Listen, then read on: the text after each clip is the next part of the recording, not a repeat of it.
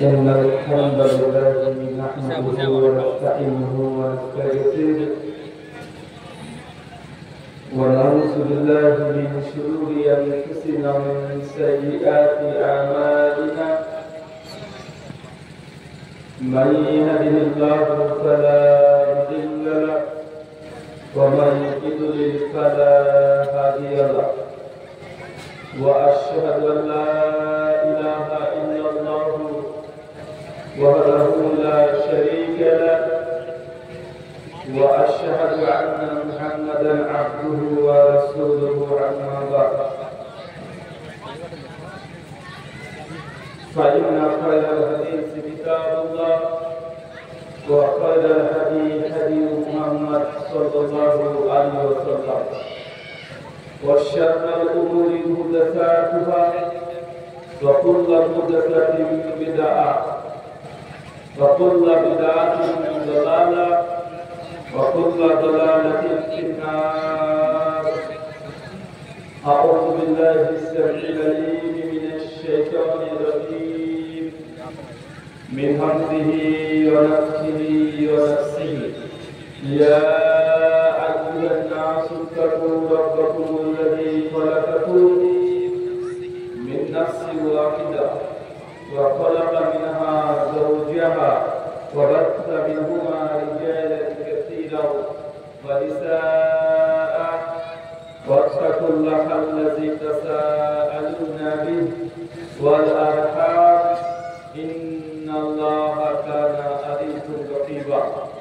يا أيها الذين آمنوا اتقوا الله وقولوا قولا سديدا يصلح لكم أعمالكم ويغفر لكم ذنوبكم ومن يطع الله ورسوله فقد فاز فوزا عظيما. قال رب اشرح لي صدري ويسر لي أمري واحلل عقدة من لساني يفقهوا قولي. ربي زدني علما وزدني فهما. সমস্ত প্রশংসা সেই মহান সত্তা আল্লাহ সুবহানাহু ওয়া তাআলার জন্য, যিনি আমাদের সৃষ্টি করেছেন। শুধু সৃষ্টি করেননি, এই পৃথিবীতে সহস্র কোটি মানবতা সৃষ্টি করার পরেও যিনি আমাদের এই মানব জাতিকে সর্বশ্রেষ্ঠ জাতি, সর্বশ্রেষ্ঠ মানবতা এবং সর্বশ্রেষ্ঠ নবী মুহাম্মদ আরবি সাল্লাল্লাহু আলাইহি ওয়াসাল্লামের উম্মত হিসেবে প্রেরণ করেছেন, সেই মহান সত্তা আল্লাহ সুবহানাহু ওয়া তাআলার সংক্ষিপ্ত শুকরিয়া সুজুদ আদায় করি। তার নিজের শেখানো ভাষা দিয়ে সকলে এক বাক্যে পড়ি আলহামদুলিল্লাহ। ঠাকুর পশ্চিম পাড়া মসজিদের উন্নতি দলটি এবং পরিচালনায় আজ 7 এপ্রিল 2025 সোমবার আপনারা যে আলোচনা সভার আয়োজন করেছিলেন, আল্লাহ সুবহানাহু ওয়া তাআলা আপনাদের এই আলোচনা সভাটিকে কবুল করেছেন এবং আজকের এই আলোচনা সভাটিকে সফল করার জন্য যারা সার্বিক দিক দিয়ে সাহায্য এবং সহযোগিতা করেছেন তাদের প্রত্যেকের নাম স্বতন্ত্রভাবে নিয়ে শুকরিয়া আদায় করা সম্ভব নয়। তারপরে যারা অর্থ, শ্রম, মেধা, বাক্লান্ত পরিশ্রম, দোয়া এবং পরামর্শ দিয়ে সহযোগিতা করেছেন, আল্লাহ সুবহানাহু ওয়া তাআলা তাদের প্রত্যেকের নেক নিয়াত এবং নেক আমলগুলোকে কবুল করে নেওয়ার সকলে করি আমিন।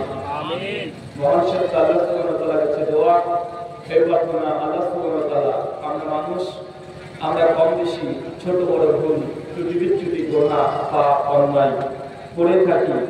আজকের এই আলোচনা সভার ওসিলায় আমাদের পেছনের ছোট ছোট গুনাহগুলোকে তুমি ক্ষমা করে দাও সকলে করি আমিন। সম্মানিত ছুটি বা মাগরিব থেকে বিভিন্ন আলোচক যারা পবিত্র কোরআনুল কারীম এবং হাদিসের মুবারাকা থেকে অনেক গুরুত্বপূর্ণ আলোচনা পেশ করেছেন। আজকের এই আলোচনা সভায় আমাকে একটি নির্দিষ্ট বিষয়ে কথা বলার জন্য বলা হয়েছে। আজকের যে বিষয়ে গুরুত্বপূর্ণ আলোচনা হবে, আলোচ্য বিষয় যুব সমাজের অধঃপতনের কারণ এবং এ থেকে উত্তরণের উপায়।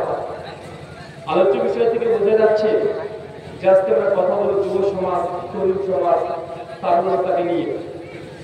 আর এদের সম্বন্ধে আমরা জানি আমরা ধর্ম বর্ণ নির্বিশেষে সকলে স্বীকার করি যে বর্তমান প্রেক্ষাপটে যুব সমাজের যে অধঃপতন, এটা নিয়ে কারো কোনো সন্দেহ বা সংশয় নেই, আছে নাকি কারো? তাই ইসলাম যুব সমাজকে যে দিক নির্দেশনা দিয়েছে এটা হচ্ছে অদ্বিতীয় দিক নির্দেশনা।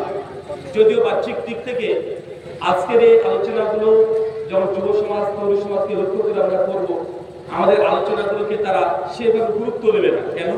কারণ বয়সের একটা ঝড়, এই স্রোতের মধ্যে সামনে যা থাকবে সবগুলোকে ভাসিয়ে নিয়ে চলে যাবে। একজন বাবা তার সন্তানকে বারবার নসিহত করে যে বাবা এটা করো না, এটা করলে কিন্তু এই সমস্যা, এটা করলে কিন্তু ভবিষ্যৎ তোমার অন্ধকার।